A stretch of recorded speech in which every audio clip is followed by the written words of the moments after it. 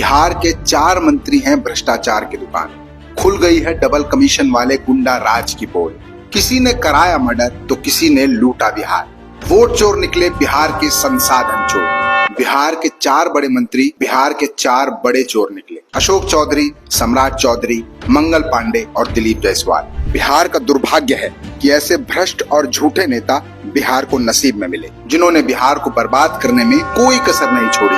अशोक चौधरी पर आरोप है कि उन्होंने सरकारी ठेकों में एक व्यवस्थित कमीशन रैकेट खड़ा किया। पिछले 8 महीनों में 20,000 करोड़ से ज्यादा के कॉन्ट्रैक्ट्स जारी हुए, जिनमें उन्होंने हर ठेके पर 5% कमीशन लिया। ठेका मिलने के वक्त और फंड रिलीज होने के वक्त दोनों बार, यानी कमीशन की मार 2 बार। यही नहीं, मानव वैभव विकास ट्रस्ट के नाम पर करोड़ों की प्रॉपर्टी खरीदी गई। बैंक ट्रांजैक्शन बताते हैं कि अनीता कुणाल के खाते से अशोक चौधरी की पत्नी के खाते में लगातार पैसे जाते रहे और विक्रम पटना की जमीन पहले पीए योगेंद्र दत्त के नाम खरीदी गई और बाद में बेटी शांभवी के नाम ट्रांसफर कर दी गई, वो भी बेहद आंशिक भुगतान के साथ। सम्राट चौधरी ने तो सुप्रीम कोर्ट के सामने ही गलत दस्तावेज पेश कर दिए। कभी खुद को नाबालिग बताया तो कभी खुद को 50 उम्र से ऊपर का बताया। स्कूल रिकॉर्ड में नाम सम्राट मौर्य, कहीं राकेश कुमार और राजनीति में सम्राट चौधरी। कुल मिलाकर नाम फर्जी, उम्र फर्जी और यहाँ तक कि डिग्री भी फर्जी। जिस आदमी की बुनियाद ही फर्जीवाड़े पर टिकी हो तो वो क्या जनता का भला सोच सकता है। मंगल पांडे के मामले में 2019 में दिलीप जायसवाल के खाते से उनके पिता के खाते में